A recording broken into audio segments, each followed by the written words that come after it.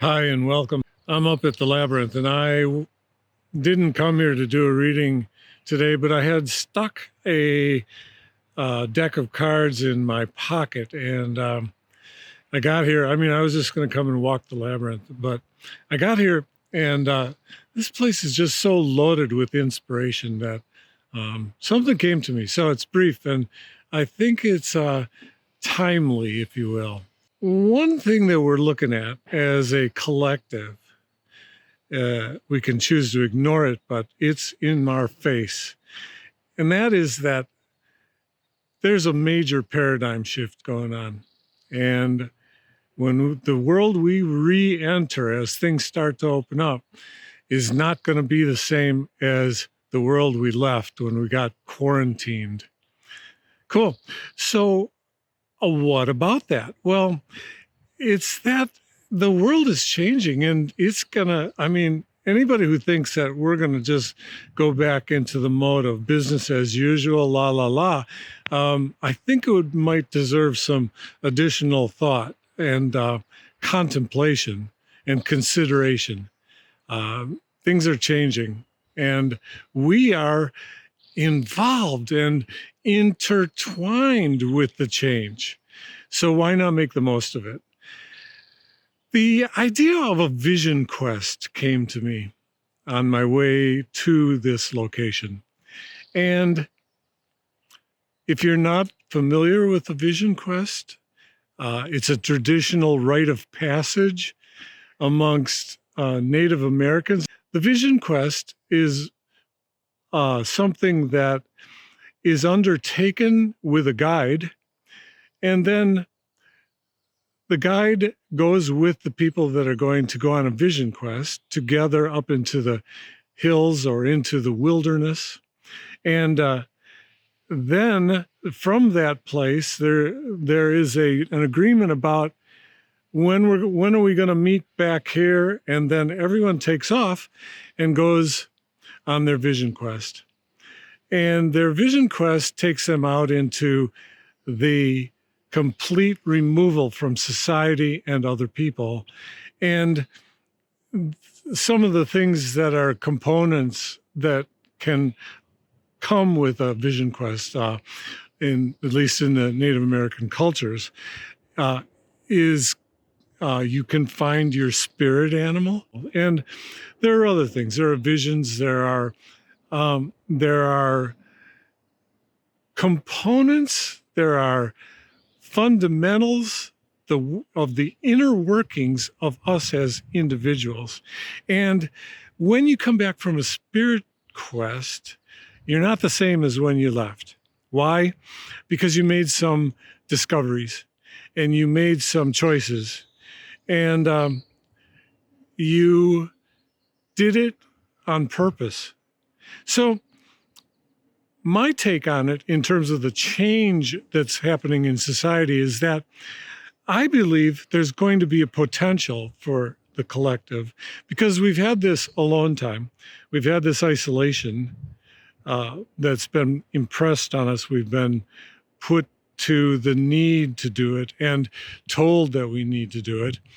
And so when we go back into the world, how about the idea of this, that we will be on a vision quest every day, every moment of every day, that you can change anything within yourself. It depends on how you see it.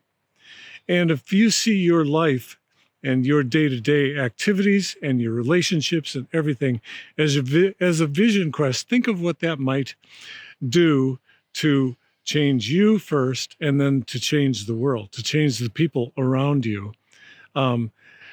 It requires courage. It requires a steadfastness. It requires openness, flexibility, all the things that make us better people and turn adversity into grace and gifts. So I got 3 cards and let me show you what I pulled. The situation. For the situation, I pulled the 8 of Pentacles. So the situation is get out your artistic self, get out your creative self. You're in a mode with the aid of advancement. So the universe is willing to take wherever you believe you can place yourself on the spectrum of advancement and work with you there. It'll let you know, as the gracious host it is, it'll let you know when you're going right and when you're going perhaps you're getting off the path. It's not their path, it's your path, and you're part of it. So next we have what's the challenge. And for the challenge, I pulled the Five of Wands. So change, change, change. David Bowie, his first hit was about changes. So change is a good thing. And I think he was also singing about the changes that were happening in society at that time. Well, now we are of our own volition changing, and we want to. We want to participate in something that's exciting, like a new beginning of this time. Okay, so if you get confronted with 5 energy, which can be like a conflict or some kind of a irritation or an irritable component that comes into your life, or you think it is, think about having fun with it.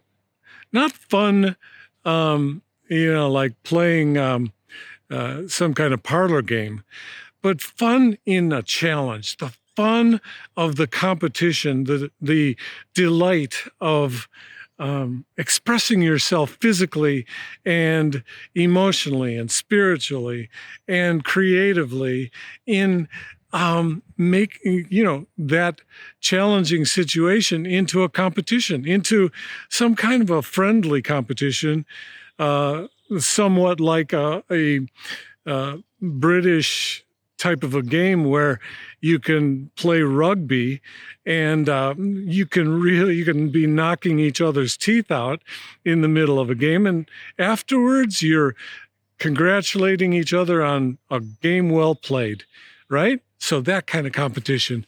And so that's what's happening with our changes in the challenges.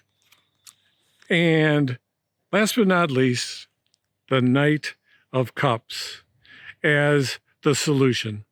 Wow, right? So, Knight of Cups, get on your horse. It's all about the heart. And it's all about the heart in action, right? The Knight of Cups who rides his steed, but he is the bearer. I mean, the knight considers himself an advocate and an emissary for the kingdom. At the king's behest, he's been knighted and he's sent out right into the world. So you've got the combination of action and heart. And how exciting is that? I mean, it's like very cool. And, before it gets too frolicky, just remember that a vision quest is tremendous in its impact, but also tremendous in the inflation and the expansion of your being. And if you are going to do it, I'm going to do it too. I really hope that you have a great time with it. And we stand to gain so much. Thank you for being here. Just thank you. See you next time. Love you guys.